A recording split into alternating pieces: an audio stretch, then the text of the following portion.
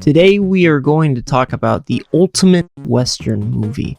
Now, I know what you're saying. Excellence, this movie is black and white. Excellence, this movie looks like The Lone Ranger. Look at this dude. Okay, no.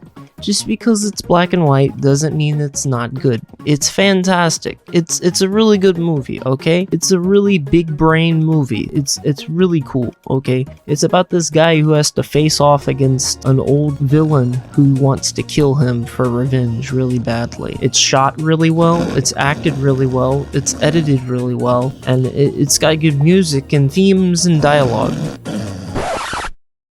Do you want something else? Is there something better than all that? Okay.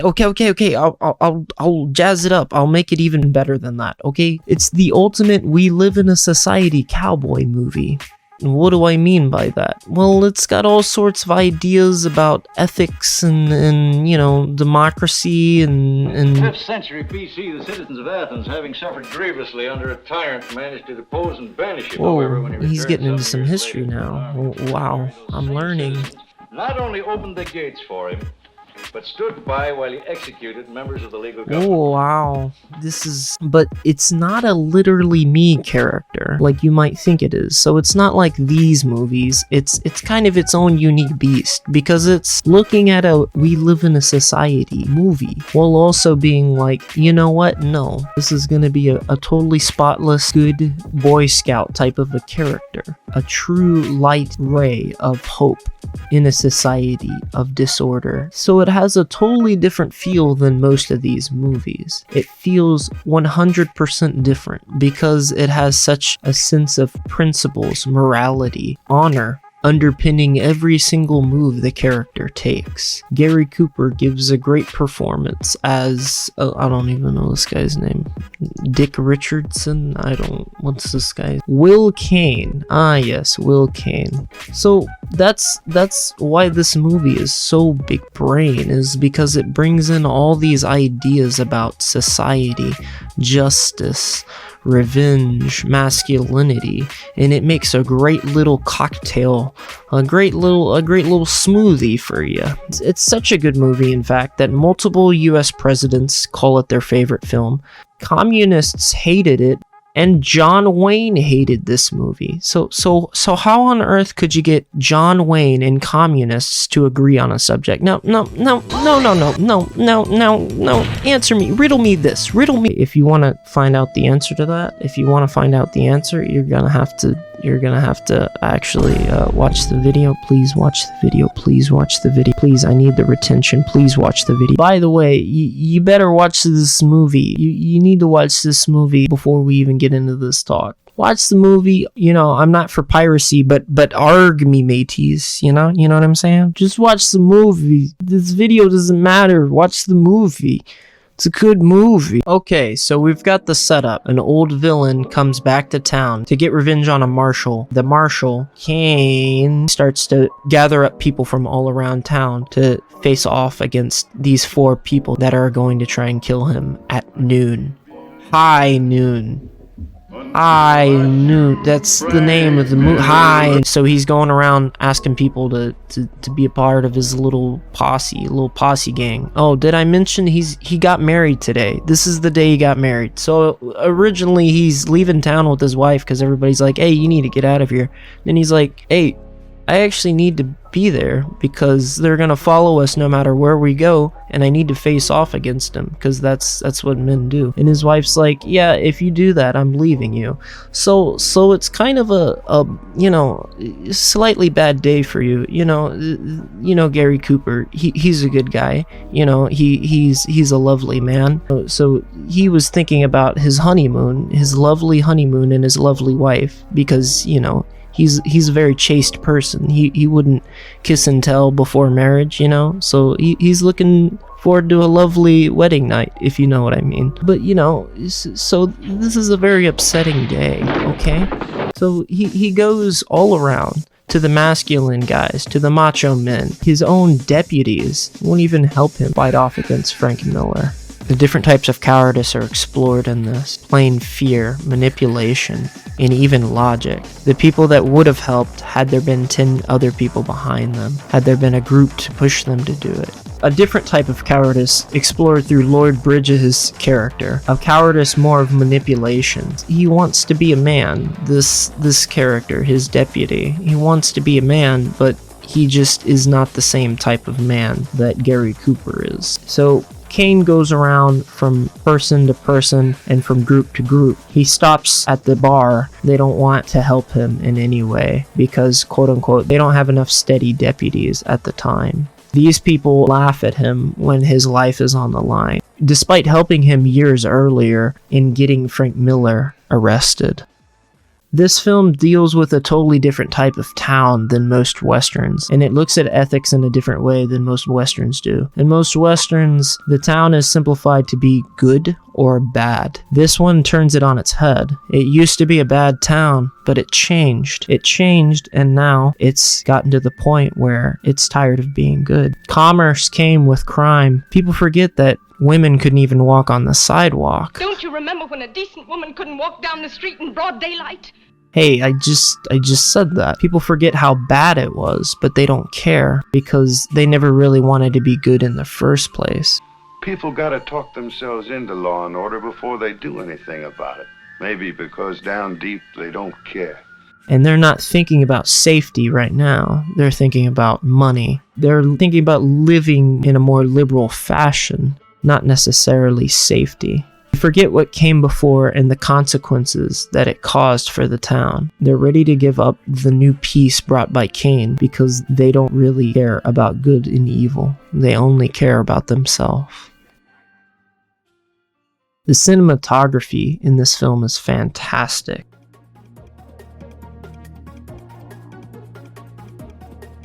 The feeling of isolation and negative space is given by the shots of horses in the distance and the shots of the horizon. The black and white nature gives a stark contrast, so it makes the image feel suffocated because lots of times dark figures are riding on horses or walking in groups on the horizon, making you feel like you're being surrounded. The editing in this movie is fantastic, especially for an older film. The camera flow is amazing, and it keeps the edits quick, and the movement of the camera inspires the pacing of the film. Time is a factor in all of this. The train that will bring Frank Miller here to kill Kane is coming at 12 o'clock. So clocks are everywhere. Clocks are in the background. Clocks are in the foreground. The score imitates clocks. Characters are constantly looking at clocks. Time is constantly being mentioned. Time is constantly running out until Kane's inevitable demise. The score at first glance is actually pretty odd. Most of the score is taken up of the main theme song. There are some really good pieces in the soundtrack, but most of it is the main song. At first this may be off-putting, but the longer it builds, it actually starts to make a lot more sense. This ballad about the story is continually asking the same question over and over again. Is Kane gonna make it out of this? And even if he does by some miracle, 4-on-1, he's not even going to have a wife by the end of it. This impending doom is inevitable. The death certificate has already been signed. It builds a dread in the audience in the same way that the continual reminder of clocks suffocating the audience, constricting the audience and making them feel trapped, just like Kane feels trapped. The film also explores the faultiness of democracy in exploring the faultiness of society. The fact that in the middle of a church meeting, all of these townspeople start debating about the ethics of helping Kane kill a killer is very telling to why democracy is not always a good thing. Religion doesn't offer Kane that much help either. Cowardice from all sides is leading Kane to have to take this fight on by himself. And the clock keeps on ticking and ticking and ticking as he goes from person to person. His old mentor, his old deputy, a deputy who can't accept that he will never be as good of a man as him. Children and town drunks are even offering to help, while the able-bodied men have far too much to live for. They have far too much to lose, despite the fact that they will lose everything if this man dies. This is also a film in which the female characters in the 50s are represented very well and very strongly. And I know, you know, his wife, Amy, she has a little bit of a woman moment. You know, she has one of those moments where it's like, guns kill people, and you shouldn't use guns because they kill people. Stop using guns. And it's like, okay, yeah. I know you're a Quaker, so it's a part of your religion. I understand that, but okay, Obama, if I get rid of the nukes, then everybody else will get rid of the nukes, and then everybody will lift me up in their arms, and we'll all cheer, and it will all be happy, and then the credits will roll. She does have an emotional backstory though, and it's set up well. The fact that her family was killed and everything, so it's not like, it's not a total fallacy, because it logically makes sense that she would have this woman moment, but you know, it bothers me a little bit. She's still a really good character though, and I kind of understand her attempting to try and save her husband's life. The real standout is Helen Ramirez. She's got some really great lines in the film, dissing people, being rude to people. She's got some good humor. When are you going to grow up? I'm getting tired of that kind of talk. Then grow up? Cut it out! She's a really strong character. She comes off as the strongest character in the movie besides Gary Cooper. She's really good in the movie, and she understands better than anybody else besides Gary Cooper what's on the line here. Kane will be a dead man in half an hour, and nobody is going to do anything about it. And when he dies, this town dies too. Gary Cooper being left to die in this town is not just about him or his life. The fact that the town would give up one of their own, somebody who's sacrificed so much, so easily, shows that the town itself is already dead. The town is rotten to its core. Everyone has all sorts of reasons, but at the end of the day, the man who saved the town is gonna die because nobody wants to help him. There's like almost an impending curse upon the town because of the inevitable demise of the main character. The town will collapse on itself and the whole cycle will start again. It really brings the idea of cycles of good and evil societies. Good societies becoming evil societies because they become weak. The film continually reminds you of his death, the building of the coffins, the ticking of the clocks, him writing his will, him at the barber posing as if he is dead with a cloth over his face. The film is not pulling any punches, and this is where I was starting to get very concerned on the first viewing, because it really felt like this guy is gonna die. There was really only two options in my mind. This guy is gonna die, or they're gonna pull some Deus Ex Machina and he's just gonna shoot them all as if it's a Sergio Leone, Clint Eastwood Western, which did not feel in the cards for the realism of this movie. It would be a miracle if he got out of this fight unscathed, and it would feel cheap if he did,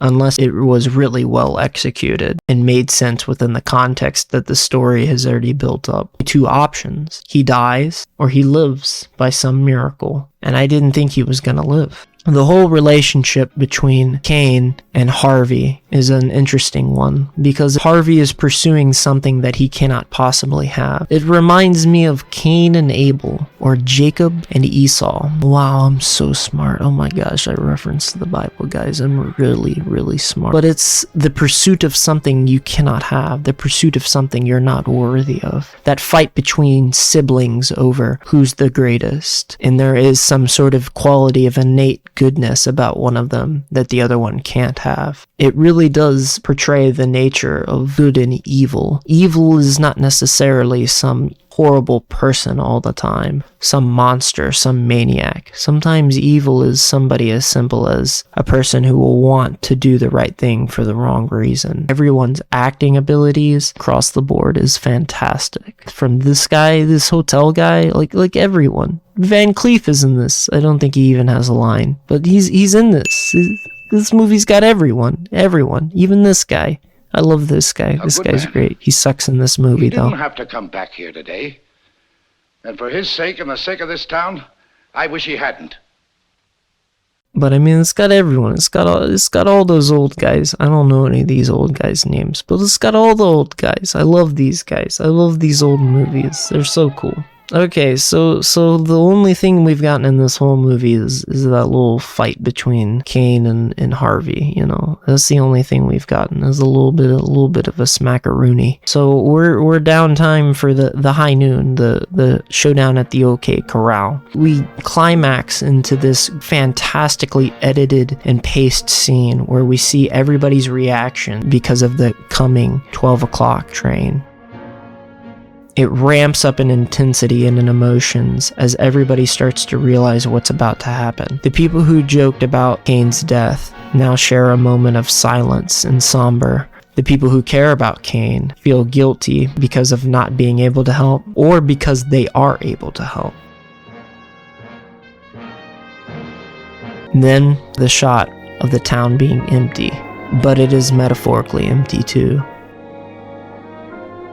Now, the first time I saw this movie, I was in a little bit of sensory overload. I was starting to be like, whoa, man, this is quite a bit. Once the editing crescendo came across, it made me convinced they're really gonna do it. They're really gonna kill this guy, which was really unusual for the time. And it made me really sad because I was like, that's so messed up. But it really does hammer the point home that sometimes you need to die for things, even if nobody's going to help you. Sometimes you need to do what is right in the face of evil, regardless of if somebody's going to be there. Everybody might be crazy, but you still have to do the right thing. And these are the types of stories I really value. This is one of the main reasons I enjoy this movie so much. He hasn't got a chance of getting out of here, but he has to go through with it because it's the right thing to do. It's something in his gut. It's something that separates him and makes him true to who he is.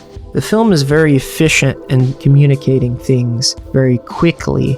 They simply show you the friction between Harvey and Kane. They don't need to get into the backstory of who did what and where. When they show the chair and say what Frank Miller said, that's all you need. You don't need some long speech about what his motivations are or what his ideology as a villain is. He is the villain.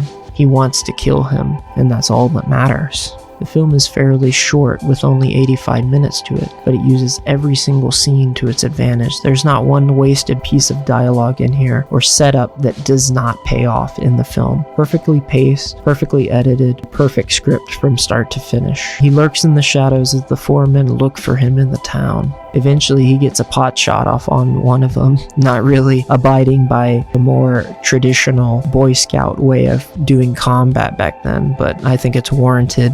He's eventually shot and wounded, and after killing a couple of them, he's pinned down by two with no hope of escape. Once the shooting started, his wife Amy came to look for him, which was very touching, but I didn't think it was going to lead anywhere. Eventually it does lead to somewhere though, and she picks up the gun, shooting and killing one of the last men, with only Frank Miller left. Frank Miller takes her as hostage, but is eventually shot and killed with the help of Amy.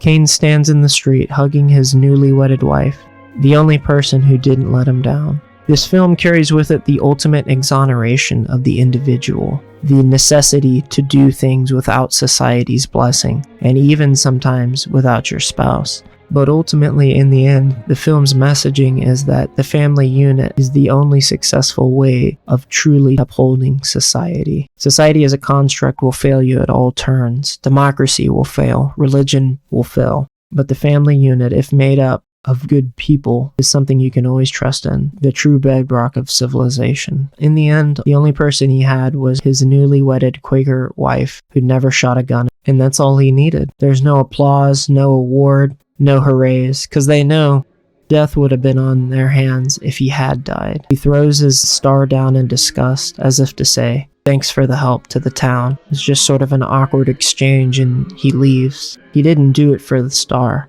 He did it for himself. He did it for what was right, and he did it for his wife, whether she knew it or not.